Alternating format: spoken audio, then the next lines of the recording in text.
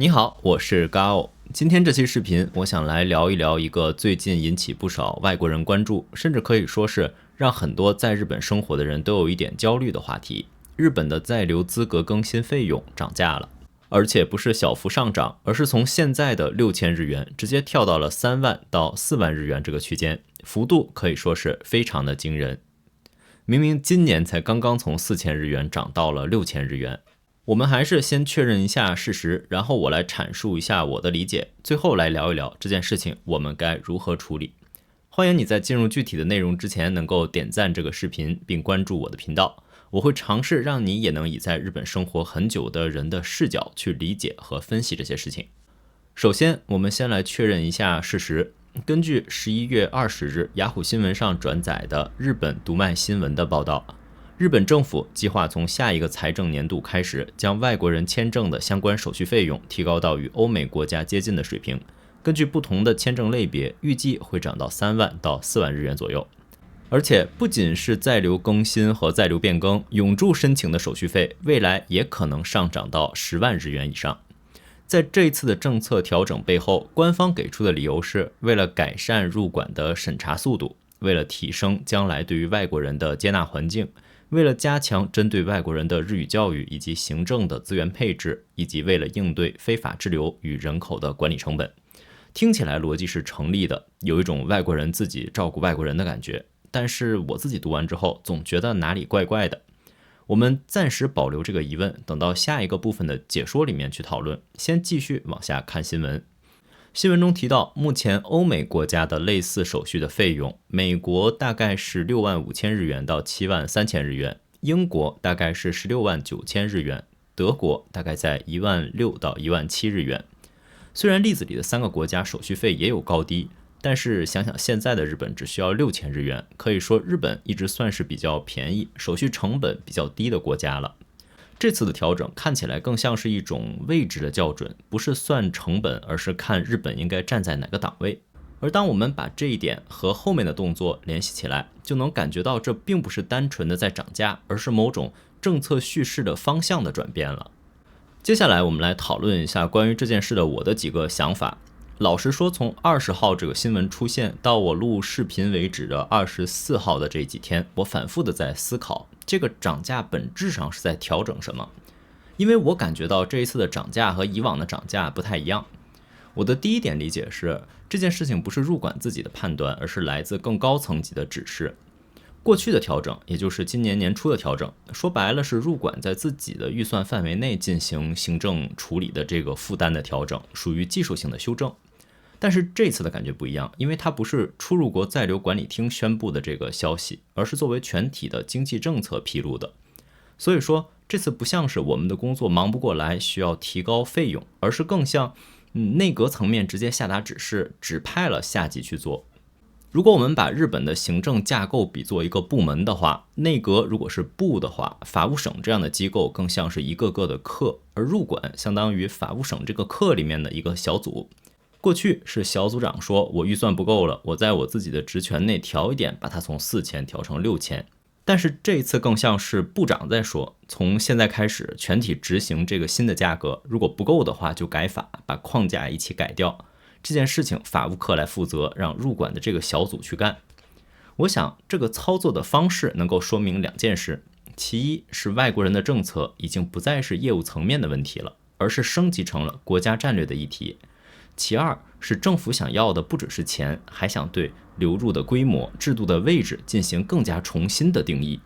所以这一次的做法在我看来是一种象征意义非常强的操作。我的第二点感受是，这一次涨价的理由在逻辑上是十分粗暴的。新闻里给出的这次涨价的理由其实很简单，因为欧美更贵，英国17万，美国7万，所以日本也要更贵。这句话听起来其实有一些合理，但是如果你稍微想一下，你会发现它跳过了一个关键的问题，就是成本呢。一般来说，一个手续费的价格应该来自审查流程的人员的成本、所需资料的处理成本，以及系统维护的成本和工作量、案件复杂度来决定，而不是一句别的国家都很贵，那我们也要更贵的这种逻辑。这种逻辑如果你允许它成立，那么未来很多事情你都可以以这种粗暴的逻辑去照抄执行。尽管这一次日本的很多人都对在留的涨价表示了支持，但是同样的逻辑，如果你换成也影响到所有人的东西，比如说美国的驾照更新更贵，所以日本的驾照的更新费用也要涨，美国大概是日本的1倍，那日本也要涨1倍。到那个时候，日本的民众肯定不会像现在这样轻松的说啊，这没什么，日本的驾照确实便宜，我赞成它涨价。第三点，从财政的角度上来看，涨价的影响不大，但是它的象征意义非常大。如果你去看出入国在留管理厅的数据，你可以知道2024年的数据，现在外国人的人数大概是396万人。我们做一个粗暴的假设，假设所有人都有3年签，那样的话，相当于每年都会有1/3的人更新签证，费用呢从6000日元涨到35000日元，那么明年的财政收入会从79亿日元涨到大约462亿日元。同时，政府还有一个有名的报告，也就是2070年外国人会攀升到日本总人口的10%的那个。在那个报告里面，政府预计2070年外国人将达到大约939万，那样的话收入会变成大约1095亿日元，是现在的13倍。也就是说，这一条政策就可以在明年将去年的收入翻5.8倍。在外国人逐渐增加的背景下，以这个翻了8倍的462亿为基础，再缓慢地翻上2倍到3倍。这不是决定国家财政的关键，但是它是稳定的、可预期的，而且作为外国人完全无法逃避的一项收入。这是一种非常成熟的政府的操作方式。既然外国人一定要增加，那就让制度本身变成收益模型。明年的国会将会修改法律，让收3万、4万的手续费也变得合法。在聊完我对于这个新闻的解读之后，我们来说最后的问题，我们该怎么办？如果你正在日本生活，或者未来计划来日本，我觉得可以从3个层面来思考。首先，越早理解制度，越不容易被未来的政策打个措手不及。日本现在已经进入了这样一个节奏，就是针对外国人的政策，寻找日本与其他国家相比不够严格的地方，然后逐步收紧它，直到它与其他的国家没有差别的程度。过去的制度红利正在一件一件的被检视，直到逐渐消失。在这种情况下，越早的理解规则和制度，你越能在制度被改变之前领先一步。